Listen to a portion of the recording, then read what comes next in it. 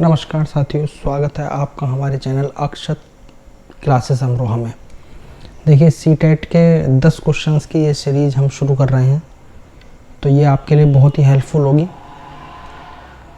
10 questions के माध्यम से हम कंसेप्ट को क्लियर करने की पूरी कोशिश करेंगे। देखिए पहला क्वेश्चन है, how many twin primes are there in the numbers from 1 to 50।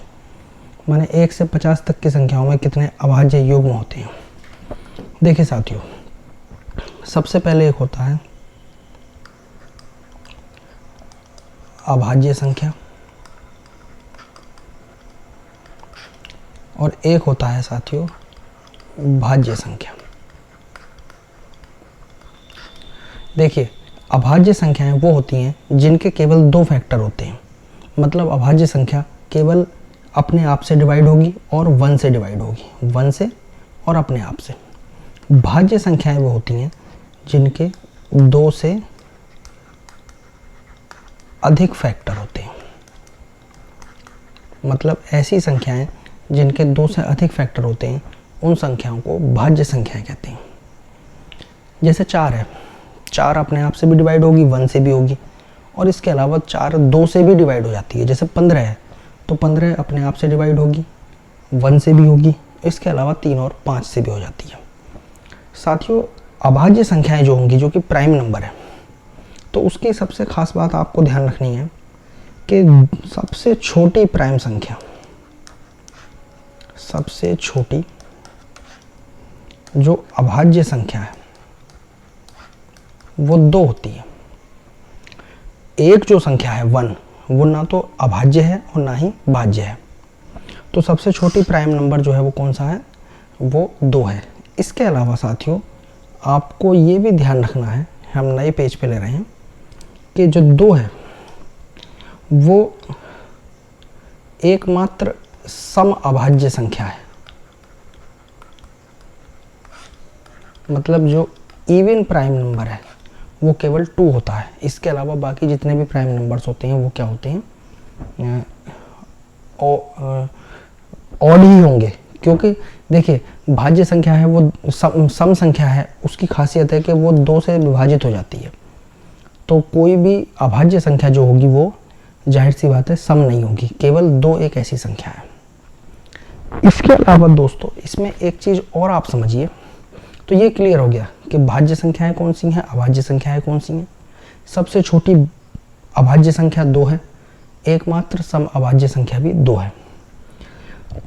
अब जो हमारा सवाल है वो है ट्विन प्राइम। ट्विन प्राइम का मतलब है कि अभाज्य युग्म। देखिए अभाज्य युग्म क्या होता है, ऐसी संख्याएं ट्विन प्राइम जिनके बीच में 2 का अंतर है और जो अभाज्य हों। फिर से समझिए, माने ऐसी संख्याएं जिनके बीच में 2 का अंतर है, जैसे कि 3 है और 5 है। 3 और 5 के बीच में 2 का अंतर है और दोनों संख्याएं कैसी हैं, अभाज्य हैं। जैसे 5 और 7 है, जैसे 11 और 13 है, जैसे 11 और 13 है। जैसे इसके अलावा आप देखिए 17 और 19 है। इसके अलावा 29 और 31 है और एक संख्या 41 और 43 है। तो ये संख्याएं अभाज्य भी हैं और इनके बीच में 2 का अंतर है। अब 50 से छोटी पूछा है, तो आप देखिए 3 और 5 हो गया, एक जोड़ा हो गया, 5 और 7 हो गया। इसके अलावा 11 और 13 हो गया, 17 और 19, 29 और 31, 41 और 43 हो गया। तो ये कितनी संख्याएं, कितने जोड़े हो गए, एक बार दोबारा से देखिए। मैं नए पेज पे इसको लिख देता हूँ, मैं कंसेप्ट समझा रहा था। 1 से 50 के बीच में है, तो सबसे पहले 3 और 5, इसके अलावा 5 और 7, उसके अलावा 11 और 13। ठीक है साथियों, 17 और 19 होगा, 29 और 31 होगा और 41 और 43 होगा। तो ये हो गए 1 2 3 4 5 6। इसका मतलब जो हमारे क्वेश्चन का आंसर होगा वो कितना होगा, 6 होगा। यानी 1 से 50 के बीच में अभाज्य संख्याओं के जो युग्म होंगे वो 6 होंगे। एक इसमें एक कंसेप्ट और समझते चलिए ताकि ये क्लियर हो जाएगा। एक आता है सह अभाज्य संख्याएं, जिसको को प्राइम बोलते हैं। को प्राइम, देखिए सह अभाज्य संख्याएं होती हैं जिनका HCF यानी कि मैस 1 होता है। इसका मतलब समझिए, इसका मतलब यह है कि उनके बीच में कोई भी उभयनिष्ठ गुणनखंड नहीं होगा। जैसे कि 3 और 5 है, सह अभाज्य हैं, अभाज्य भी हैं, और इनके बीच में इनका जो HCF है वो कितना है, 1 है, तो वो सह अभाज्य संख्याएं होती हैं। तो फिलहाल ये चीज़ आपने समझी। अगले क्वेश्चन पर चलते हैं साथियों। अगला क्वेश्चन देखते हैं। तो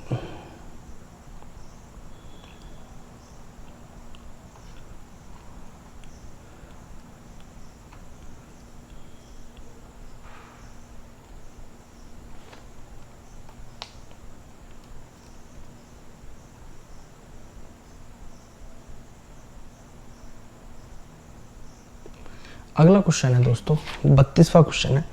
according to Nipun Bharat mission, the state will ensure to achieve foundational numeracy till grade 3 by the end of the year. ये थ्योरी का क्वेश्चन है कि निपुण भारत मिशन एक भारत सरकार का मिशन है जिसमें राज्य जो है वो कक्षा 3 तक के बच्चों के मूलभूत अंक ज्ञान को प्राप्त करना सुनिश्चित करेंगे। तो इसका उत्तर होगा थर्ड ऑप्शन है, 26 से 27 तक। तो इसको आपको याद रखना है। अगला क्वेश्चन होगा, ट्रायंगुलर पिरामिड में कितने फेस होते हैं, कितने एज होते हैं, फलक होते हैं। तो इसको समझिए, ट्रायंगुलर पिरामिड। देखिए ट्रायंगुलर पिरामिड, देखो साथियों, ट्रायंगुलर पिरामिड का जो नाम होता है वो होता है टेट्राहेड्रॉन।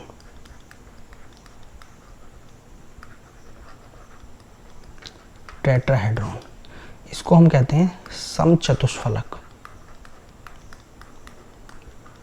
तो यहीं से स्पष्ट हो गया कि टेट्रा का मतलब होता है 4 और चतुष्फलक, चतुष्फलक मतलब 4, 4 फलक होंगे।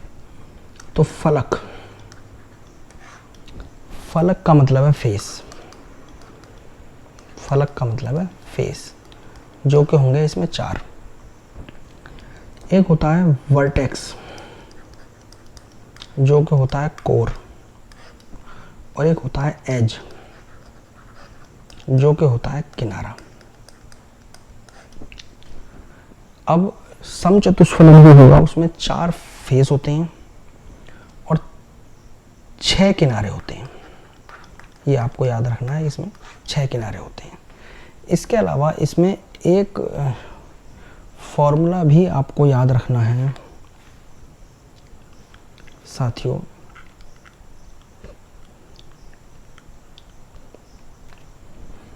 इसमें एक यूलर्स फॉर्मूला आपको याद रखना है।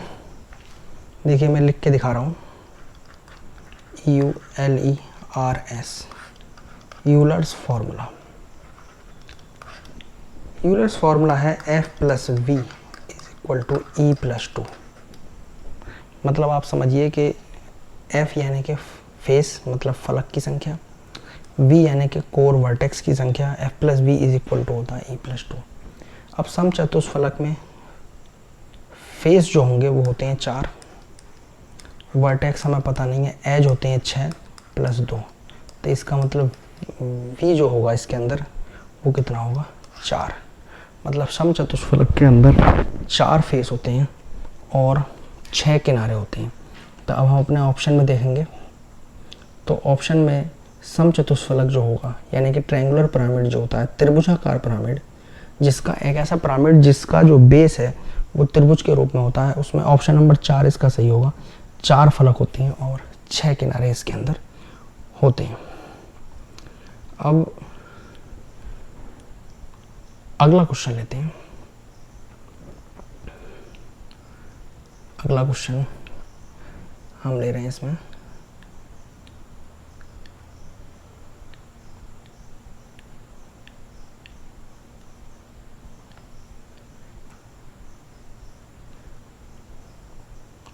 देखिए क्वेश्चन नंबर 34। अमिता स्थान ए से प्रारंभ करके स्थान बी तक 4 घंटे 44 मिनट में पहुंचती है। एक तरफ लिखेंगे घंटा, एक तरफ मिनट। 4 घंटा 44 मिनट में पहुंचती है और वह वहाँ से वापस आती है 3 घंटे 24 मिनट में। 3 घंटा 24 मिनट में वापस आती है। यदि वह वापस 2:30 PM पर पहुंचती है तो उसका स्थान ए से चलने का प्रारंभिक समय। देखो साथियों, 2:30 जो होगा, PM बोल रहा है, तो जब भी इस तरह का समय का संबंधित प्रश्न करना है तो आपको उसको स्टैंडर्ड जो 24 घंटे का समय है उसमें बदल लेना है। तो PM का जो समय होता है उसको स्टैंडर्ड समय में बदलने के लिए 12 ऐड कर देते हैं।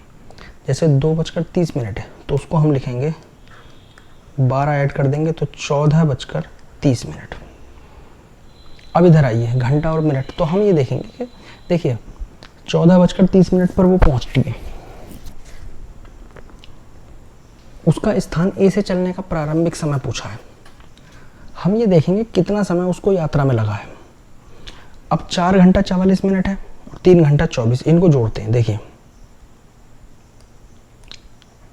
जब आप इनको जोड़ेंगे तो ये हो गया 8, 4 और 2 6, 4 3 7।